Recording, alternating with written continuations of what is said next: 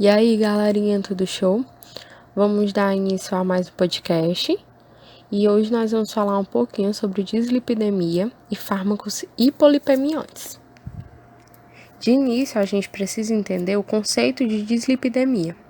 Designam-se por dislipidemias as alterações metabólicas decorrentes de distúrbios de qualquer fase do metabolismo lipídico, que causem um aumento na concentração sérica das lipoproteínas ou triglicerídeos. A dislipidemia tem algumas implicações, como alterações na qualidade e na quantidade das gorduras, no sangue. Uma das principais causas de aterosclerose, que são as artérias entupidas, é a elevação dos valores normais de colesterol e de triglicérides no sangue, que é o caso da dislipidemia.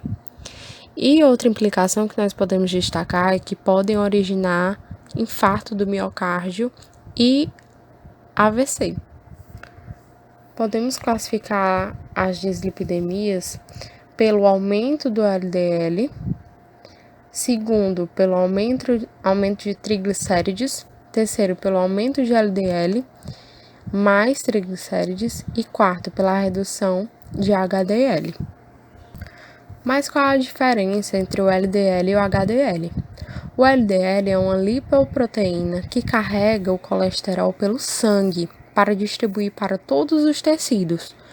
Quando esses já não precisarem mais do colesterol, o LDL ele fica vagando pela corrente sanguínea, certo?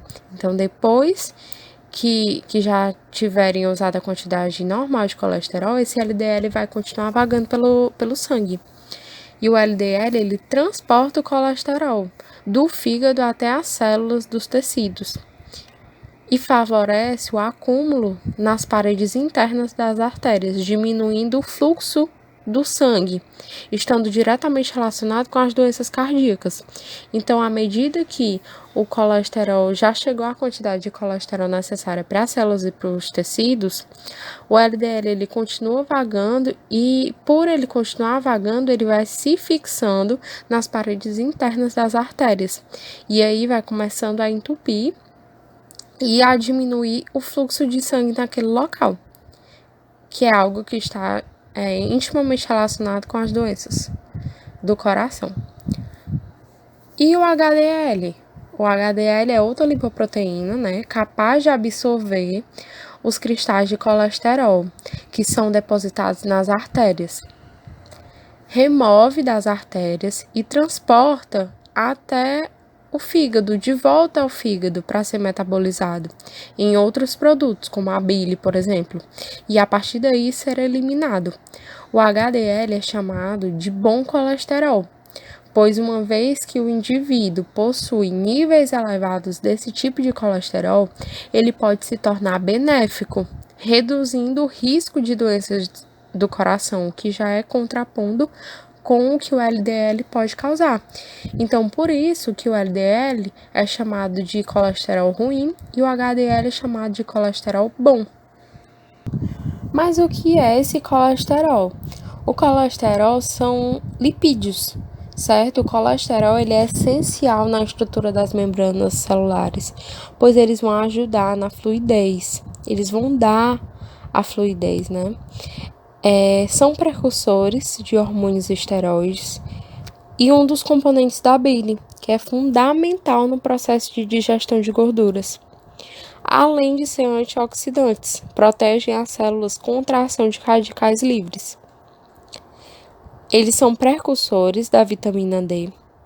Cerca de 70% do colesterol é fabricado no nosso corpo e 30% adquiridos na nossa alimentação. Há uma relação de quantidade de colesterol e de cortisol. Então, o cortisol, quando ele está em excesso ao acordar, quer dizer que o metabolismo vai estar mais elevado também. Então, está intimamente relacionado essa questão do colesterol e do cortisol. E os destinos do colesterol? Os destinos são sais biliares, para ajudar na emulsificação de gorduras, hormônios, lipoproteínas e membranas.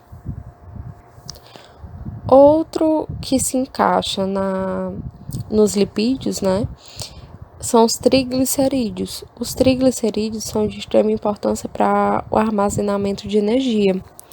Triglicérides são as principais gorduras do nosso organismo e eles vão servir como uma reserva de energia. Mas se você tem um nível alto desses triglicérides no sangue, isso pode aumentar o risco de uma doença cardíaca e outros problemas de saúde. Como é que acontece o diagnóstico da dislipidemia? Bom, esse diagnóstico é feito através de exames que consta a medida das concentrações de triglicerídeos, colesterol total e frações por meio de exame de sangue. Jejum, ele não é mais necessário para realizar esse exame, né? Ele já consegue ser realizado sem que seja preciso fazer jejum. Mas aí fica um questionamento. Como é que é possível haver lipídios no nosso sangue se eles são insolúveis em ambiente aquoso? E a resposta está nas lipoproteínas.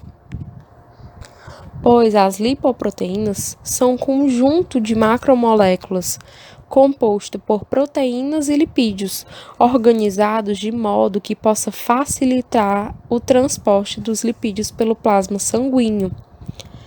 Os lipídios transportados nas lipoproteínas são triglicerídeos, colesterol e fosfolipídios. Mas quais são essas lipoproteínas?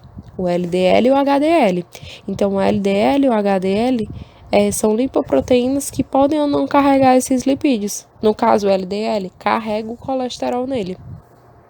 E a proteína transportada nas lipoproteínas são chamadas de apoliproteínas. Então, a estrutura da lipoproteína permite que esses lipídios sejam transportados pelo sangue. Por quê?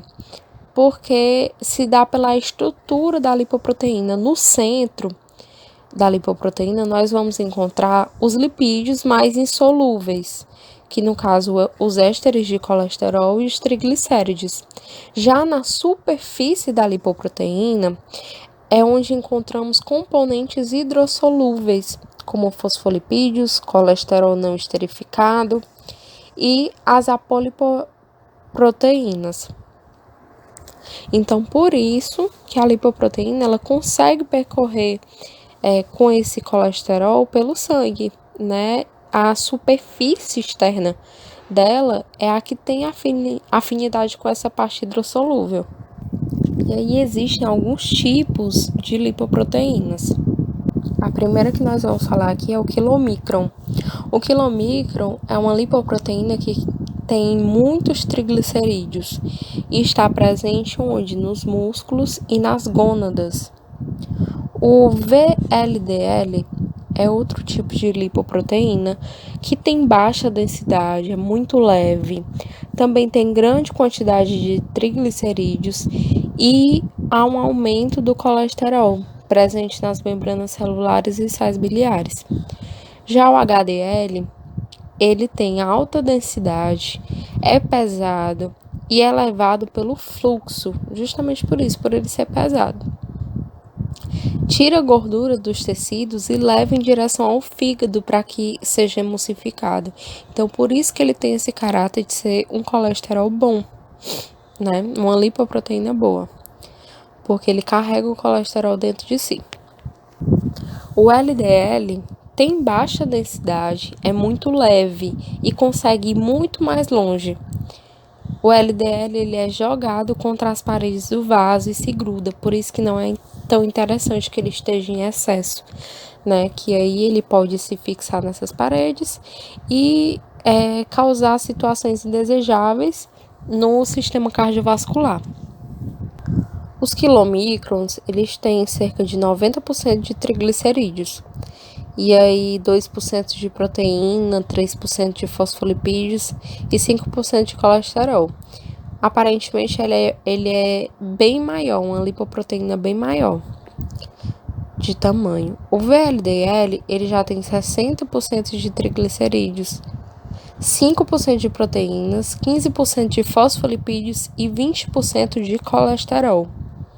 O LDL, ele tem 8% de triglicerídeos, mas ele tem 50% de colesterol, 22 de fosfolipídios e 20 de proteínas. Então, o índice de colesterol carregado nele é muito alto.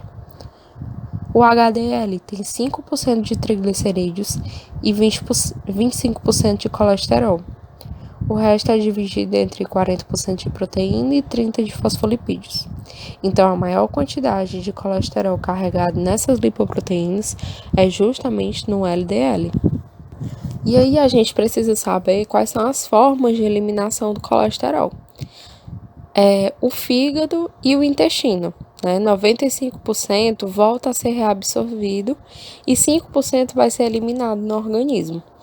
Ocorre a degradação de sais biliares pelas bactérias intestinais, que estão presentes lá na flora.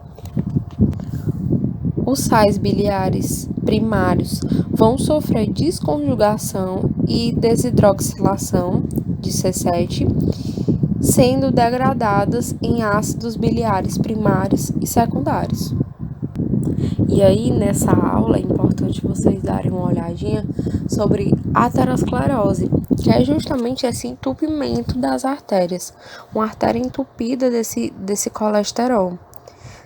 É uma situação grave que pode ter um rompimento do vaso. À medida que ele vai se fechando, vai obliterando esse canal, esse vaso, ele pode ocasionar um rompimento.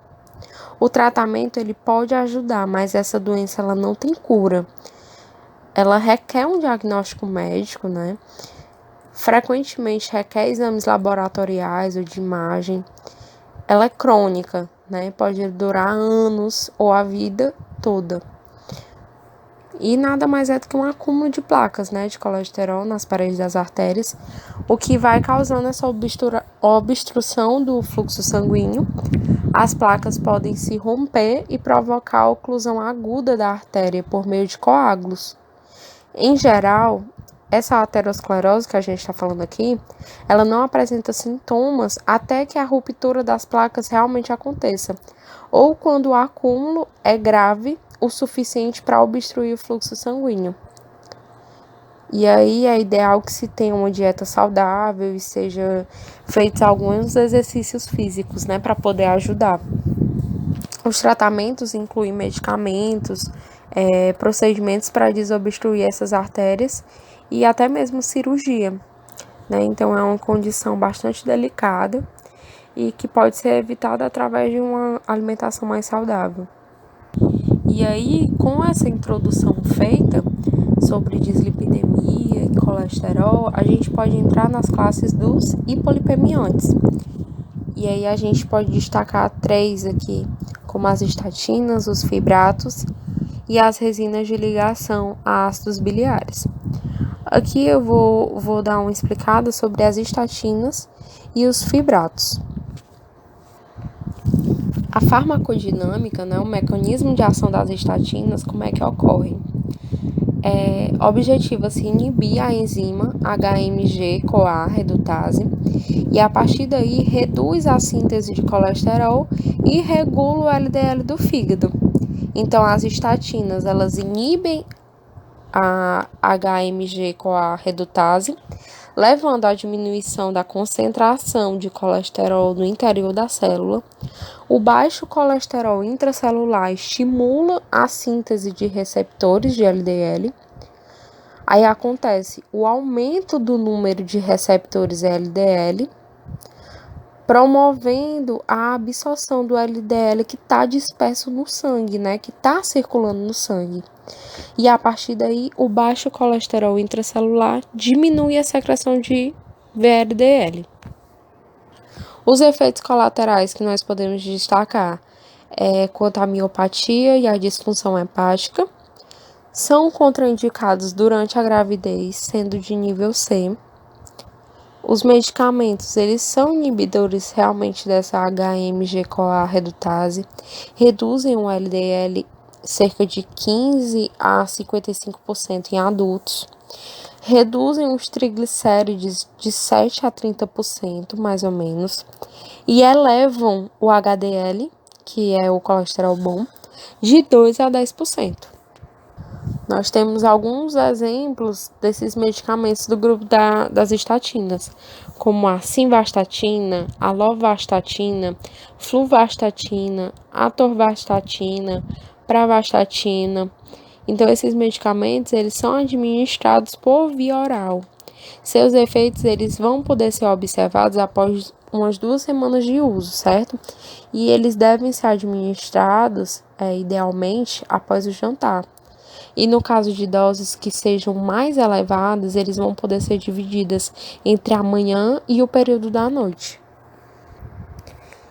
Já os fibratos, que são fazem parte do grupo de polipemiantes, né? Mas saindo mais das estatinas, os fibratos, eles são fármacos derivados do ácido fíbrico, indicados no tratamento de hipertrigliceridemia endógena, sempre que houver falha na intervenção dietética específica.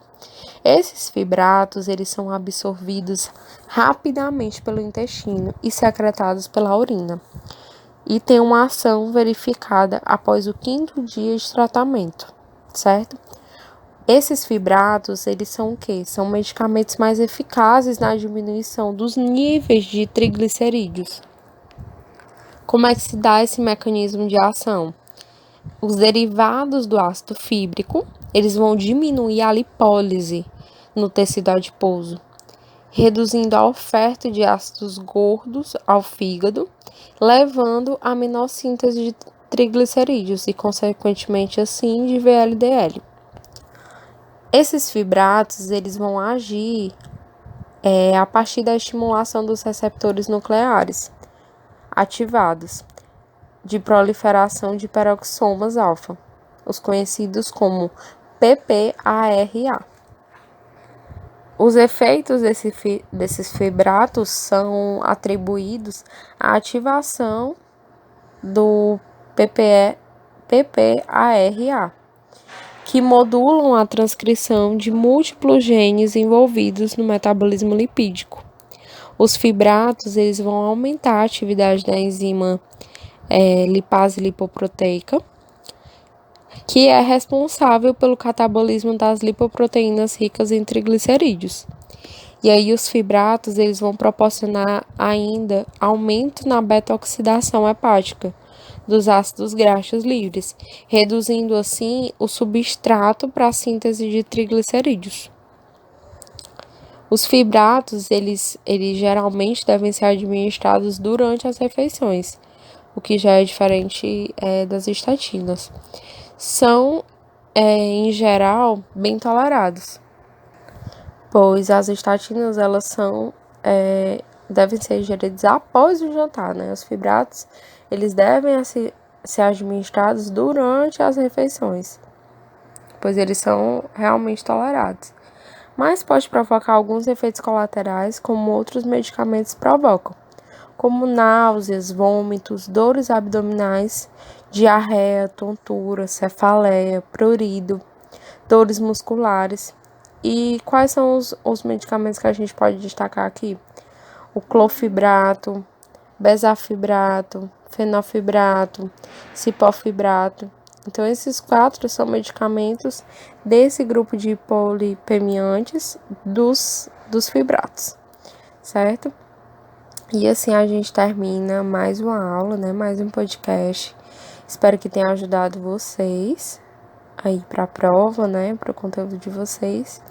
Qualquer dúvida, entre em contato comigo ou com a Letícia, certo? E podem entrar em contato também com algum professor da disciplina, certo? Espero que tenha ajudado vocês.